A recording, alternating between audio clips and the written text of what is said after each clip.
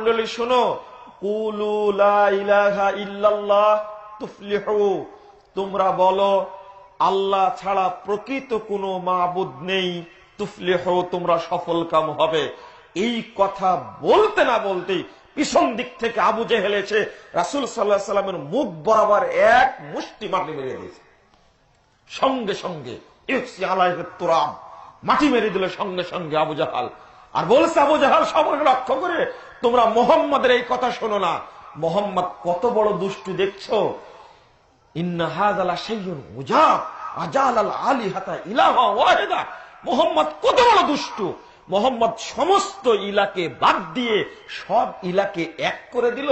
ইহুদি খ্রিস্টানরা তাও তিনটা মানত, আর বলছে তিনটাও না, একমাত্র ইলাকে আল্লাহ। আসলে আবু জাহাল বুঝেছিল এই কথাটি, লা ইলাহা ইল্লাল্লাহ উচ্চারণ করলে অর্থনীতিতে ঘুষ খাওয়া যাবে না, রাজনীতিতে পাশ্চাত্যের নোংরা মতবাদ চলবে না, ইবাদতে মাজার চলবে না, মূর্তির কাছে যাওয়া যাবে না, সেজদা করার জন্য আর কাবা চত্বরে 360টি মূর্তির সামনে যাওয়া যাবে না, তাদের কাছে চাওয়া যাবে না। এমন একটা বাক্য যা গোটা পৃথিবীতে আন্দোলন সৃষ্টি করলো, দোলন সৃষ্টি করলো, এমন একটা বাক্য লা ইলাহা ইল্লাল্লাহ। কিন্তু মুসলিম হওয়ার পরেও এইটা আমরা বুঝতে পারি না। এই বাক্যটি যদি বলতে পারি, রাসূল সাল্লাল্লাহু আলাইহি সাল্লাম বলেছেন, মান ক্বালা লা ইলাহা ইল্লাল্লাহ মিন কলবিহি দাখালাল জান্নাহ, যে ব্যক্তি অন্তর দিয়ে লা ইলাহা ইল্লাল্লাহ বের করবে, ওই ব্যক্তি জান্নাতে প্রবেশ করবে। অন্তর দিয়ে, মুখ দিয়ে না। আপনারা তো পড়েছেন মুখ দিয়ে, তাই না? মুখ দিয়ে পড়া, অন্তর দিয়ে পড়েন না। কেমন ভাবে পড়তে হবে? লা ইলাহা ইল্লাল্লাহ আপনি প্রতিনিয়ত পড়েন, ইয়্যাকা না'বুদ ওয়া ইয়্যাকা নাস্তাঈন, পড়েন না? এই না'বুদ মানে কি? ইয়্যাকা না'বুদ, একমাত্র আপনারই ইবাদত করি। এটা বাংলাতে অনুবাদ করা হয়েছে, এর অর্থ হলো ইয়্যাকা না'বুদ, একমাত্র, ইয়্যাকা নুওয়াহিদ, একমাত্র আপনারই তাওহীদ প্রতিষ্ঠা করি। এর অর্থ হলো নুওয়াহিদ, একমাত্র আপনাকেই মেনে নিয়েছি, আর কাউকে মেনে নেইনি। আমার এই জায়গায় ত্রুটি রয়েছে।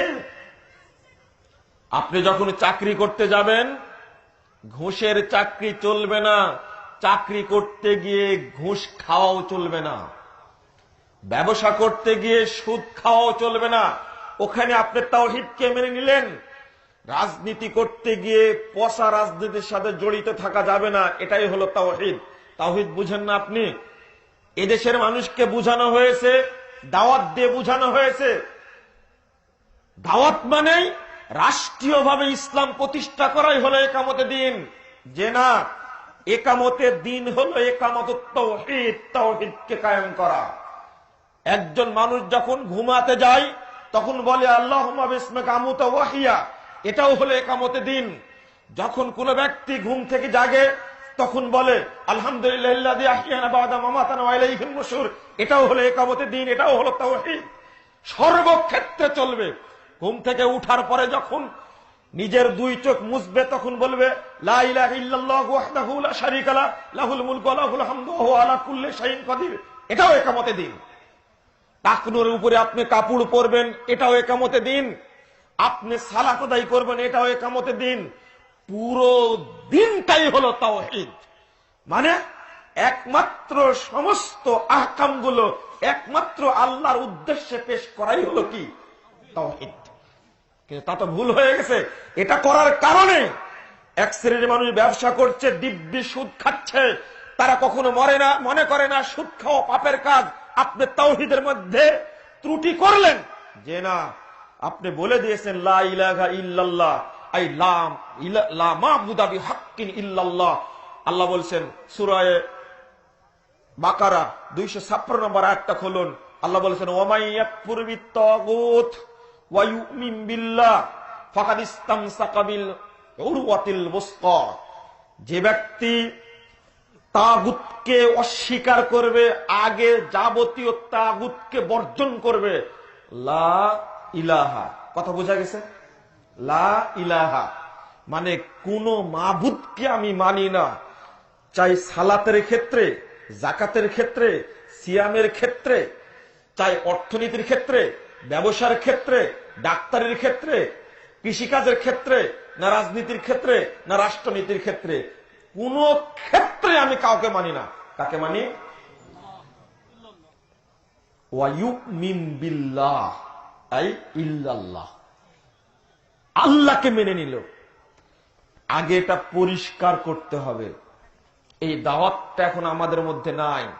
যদি এই দাওয়াতটা দেওয়া যেত, আপনি অর্থনীতির ক্ষেত্রে বলবেন, আপনি ব্যবসা করেন, আপনি চাকরিজীবী, আপনি একজন সচিব, আপনি একজন চেয়ারম্যান, আপনি একজন ডিসি, আপনি এসপি, আপনি একজন মন্ত্রী, এমপি, আপনি কমিশনার, যেই হন না কেন, একটি মূলনীতি যদি এখানে কার্যকর করা হয়, 5 বছরে বাংলাদেশ ধনী রাষ্ট্র হয়ে যাবে ইনশাআল্লাহ। সেটা কি? দুর্নীতি আর আত্মসাৎ যদি বন্ধ হয়ে যায়, একটি আয়াত আর একটি হাদিস যদি মনে রাখে, আর এইটা যদি প্রধানমন্ত্রী, রাষ্ট্রের সমস্ত যন্ত্রের দায়িত্বশীল প্রশাসনিক আর সিভিল কর্মকর্তাদের আছে, তাদেরকে যদি একটি আয়াত আর একটি হাদিস যদি গুলিয়ে শরবত করে খাওয়াতে পারেন, ইনশাল্লাহ বাংলাদেশের অর্থ দুর্নীতি করে নিয়ে গিয়ে কোন চোর লন্ডনে বাড়ি করতে পারবে না। তার একটি হাদিস যদি আপনার মধ্যে তাওহীদ থাকে, রাষ্ট্রের 1 টাকা চুরি হবে না, কারণ আল্লাহ ভীতি আপনার মধ্যে আছে। কিভাবে? চলুন, রাসূল সাল্লাল্লাহু আলাইহি ওয়াসাল্লাম খাইবারের যুদ্ধের দিন দেখলেন যারা শহীদ হয়েছে তাদেরকে বলছে ফুলানুন শহীদ, ফুলানুন শহীদ, ফুলানুন শহীদ, অমুক ব্যক্তি শহীদ, অমুক ব্যক্তি শহীদ, অমুক ব্যক্তি শহীদ। যখন এক ব্যক্তি সম্পর্কে বলেছে এই লোকটি শহীদ, আল্লাহ রাসূল বলছেন, কাল্লা, অসম্ভব, তোমরা তাকে শহীদ বলছো কেন? ইন্নী রাআইতুহু ফিন্নার, আমি তাকে জাহান্নামে জ্বলতে দেখছি। ও শহীদ হলো কি করে? কারণ কি? ফি বুদ্দাতিন কদ্দাল্লাহা, ওই ব্যক্তি একটা চাদর, অন্য হাদিসে আবা আসছে একটা মাথার রুমাল, ছোট একটা চাদর, পুরাতন চাদর, রুমাল গনিমতের মাল থেকে নিয়েছে, জানায়নি। না জানানোর কারণে এই সাহাবী যুদ্ধে অংশগ্রহণ করেছেন, রাসূলের সাহাবী যুদ্ধ করেছেন, যুদ্ধে মারা গেছেন, এমন সাহাবীকে রাসূল সাল্লাল্লাহু আলাইহি ওয়াসাল্লাম বলছেন ও জাহান্নামে। এই হাদিস শোনার পরে দেখেন সাহাবীদের আমল দেখেন, ঈমান দেখেন। একজন সাহাবী নিয়ে আসছেন এক টুকরা সুতা, এক টুকরা ফিতা নিয়ে এসে বলছেন, আল্লাহ জাবি শিরাকিন আও শিরাকাইনে, একটা ফিতা বা একটা সুতা নিয়ে এসে বলছেন, আল্লাহ রাসূল আসাবতু মিনাল গানামিন ক্বাবলা মাকসামিন, এটা আমি নিয়ে এসেছিলাম গনিমতের মাল থেকে বন্টন করার পূর্বেই, এটা আমি রেখে গেলাম, দিয়ে গেলাম। রাসূল সাল্লাল্লাহু আলাইহি ওয়াসাল্লাম ধরে বলছেন, শিরাকুন ফিন্নার, শিরাকানে ফিন্নার। সাহাবীরা, এই ফিতা যদি তোমার কাছে থাকতো, এই সুতা যদি তোমার কাছে থাকতো, তালতাইহু নারান, কিয়ামতের মাঠে জাহান্নামে তোমাকে এই 2টা সুতা পুড়িয়ে পুড়িয়ে পুড়িয়ে তোমাকে আগুনের অঙ্গার বানিয়ে দিত। সহিহ মুসলিম 323-325 নম্বর হাদিস। এই হাদিস যদি কোন চেয়ারম্যানের জানা থাকে, ও আজীবন 1 টাকা আত্মসাৎ রাষ্ট্রের করবে, দুর্নীতি হবে না, দুর্নীতি হওয়ার প্রশ্ন আসে না।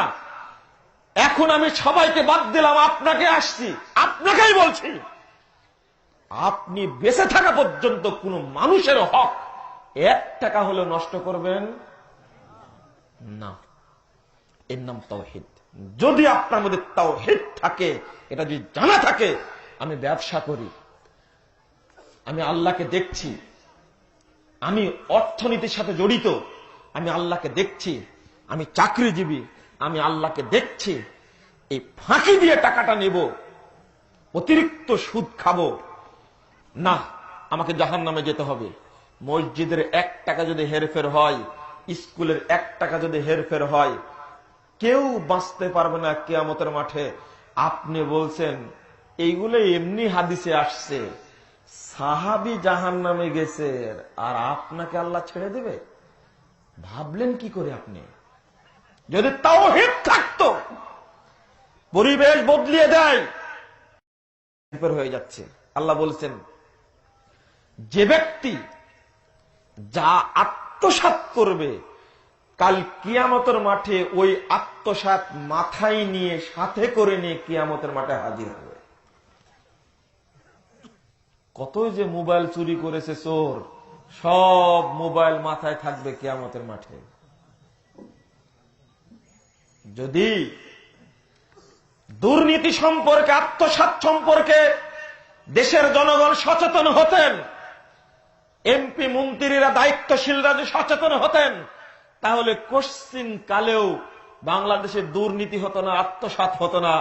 কারণ আমি যদি 10 বান্ডিল টিন, 10 টন গম যদি আত্মসাৎ করি, জনগণ জানলো না, জানবে কিয়ামতের মাঠে, ও চেয়ারম্যান সাহেব, আজ সব গম নিয়ে তুমি হাজির হয়েছ, সব টিন নিয়ে হাজির হয়েছ। ওই রাস্তা করতে গিয়ে 3 কোটির মধ্যে 2.5 কোটি নাই, 50 লাখ টাকা দিয়ে তুমি রাস্তা করে দিছো। এই তো আজকে 2.5 কোটি টাকা তোমার মাথার উপরে দেখতে পাচ্ছি। কোরআনের আয়াত, বাঁচার কোনো পথ নেই। যারা যৌতুক নিয়ে বিয়ে করেছে, 32 ইঞ্চি টিভি তার মাথার উপরে থাকবে। যারা জমির বিনিময়ে বিয়ে করেছে, জমিটা মাথার উপরে থাকবে। যারা যা আত্মসাৎ করেছে, ইয়াতি ইয়াউমাল কিয়ামাতি বিমা গাল্লাহা, যা যে আত্মসাৎ করেছে, ছোট বড় সবই মাথার উপরে থাকবে। সবচেয়ে আশ্চর্যজনক ব্যাপার হলো, এখান থেকে হাঁটা শুরু করলে, যদি আরাফার মাঠ যদি কিয়ামতের মাঠ হয়, হেঁটে যেতে হবে এখান থেকে, আগুনে তাড়ে নিয়ে যাবে প্রায় 7,500 কিলোমিটার রাস্তা। ভয় নেই, কোন ইবাদত কবুল হবে না, সবচেয়ে বড় ব্যাপার। কারণ হারাম পয়সা হৃদয়ে থাকলে কোন ইবাদত কবুল হয় না। রাত্রিতে গিয়ে আমের গাছগুলো সব কেটে দিয়েছেন আপনি, কেবল চারা গাছ মালিক তৈরি করেছে, দ্বন্দ্ব আছে, সবগুলো কেটে দিয়েছেন, মানে তার আত্মাটা কেটে দিয়েছেন আপনি। ওই মালিকের কাছে গিয়ে ক্ষমা না চাওয়া পর্যন্ত 50,000 বছর কাবা ঘরের মধ্যে দেখে ইবাদত করলেও আল্লাহ পাপ ক্ষমা করবে না, কোনদিনই না। এটা হাক্কুল ইবাদ, বাঁচার পথ নাই। যে যদি জানতো ওর মধ্যে যে তাওহীদ থাকতো, 1 টাকাও চুরি করবে না। আমর ইবনে আস সেনাপতি, উবাদা ইবনুল জাররাহ সেনাপতি, এমত অবস্থায় যুদ্ধে জয়ী হয়ে গেছে। সিরিয়ার যুদ্ধ থেকে বিশাল স্বর্ণের মুকুট নিয়ে এসে দিচ্ছে। জিজ্ঞেস করছেন গভর্নর, তুমি কি এই মুকুটটার থেকে একটা দানাও নেওনি?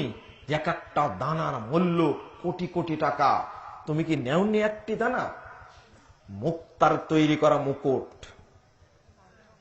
বলছেন, হ্যাঁ, যদি গতকাল হতো তাহলে আমি পুরোটাই রেখে দিতাম, কিন্তু আজকে পারলাম না।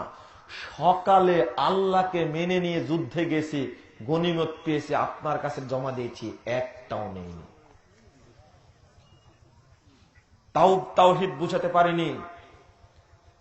যে ব্যক্তি তাওহীদকে মানে, ওই ব্যক্তির সাথে সর্বদা আল্লাহকে মানে, সে আল্লাহকে দেখতে পায়।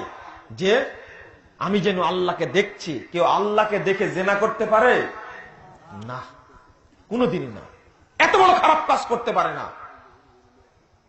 তাহলে এই কোরআনের আয়াতটি আর ওই হাদিসটা যদি জানানো যায়, দাওয়াতের কথা বলবেন, জানাবেন কি করে? বাংলাদেশে একটি বৃহৎ সম্মেলন নাকি হয় টঙ্গীর মাঠে, সেখানে সব দলের নেতৃবৃন্দ থাকে, সেখানে রাষ্ট্রযন্ত্রের সব কর্মকর্তা থাকে, র্যাব বাহিনীর প্রধান থাকে, বিমান বাহিনীর প্রধান থাকে, সেনাবাহিনীর প্রধান থাকে, পুলিশ বাহিনীর প্রধান থাকে, সবাই থাকে সেখানে। সেখানে হাজির হয় কেবলমাত্র এই বেদাতি, আখেরি বেদাত করার জন্য। ওখানে নাকি পজিটিভ শুধু কথা হবে, নেগেটিভ কোনো কথা হবে না। অন্তত একদিন সকলে যখন উপস্থিত, শেষের আধা ঘন্টা বক্তব্য হবে এর উপরে। আল আমরু বিল মারুফ ওয়ান নাহই আনিল মুনকার, সৎ কাজের আদেশ অসৎ কাজের নিষেধ, আমি আমার দাওয়াত পৌঁছে দিলাম। আত্মসাৎ করলে কি হবে, হারাম খেলে কি হবে, নেশা জাতীয় দ্রব্য চালু থাকলে কি হবে, একটার পর একটা হাদিস এবং কোরআনের বর্ণনাগুলো দিয়ে যাবে। জুলুম করলে কি হবে, অত্যাচার করলে কি হবে, যদি এইগুলো জানা থাকে, যদি এই কথাগুলো বলা হয়, অন্তত একজন হলেও তো সচেতন হবে। কিন্তু না, শুধু পজিটিভ বলবে, শুধু ফাজাইল বলা হবে, কিন্তু এই কাজ করলে হারাম, এইটা হলো শিরিক, এইটা করলে জাহান্নামে যেতে হবে, এইগুলো নাকি বলা যাবে না। এ কারণেই মানুষ আজ পর্যন্ত সচেতন হতে পারে না। কিন্তু রাজশাহীতে হয় একটি গোটা দেশব্যাপী তাবলিগে ইজতেমা, সেখানে কাউকে পরোয়া করা হয় না, আলহামদুলিল্লাহ। সেখানে হকটা প্রকাশ করা হয়, এক একজনকে এক একটা বিষয় দেওয়া হয়, মানুষ জানতে পারে দুর্নীতির অবস্থাটা কি হতে পারে। যদি জানানো হতো তাহলে মানুষ সংশোধন হওয়ার সুযোগ পেত, কিন্তু ওই সুযোগটা পাচ্ছে না।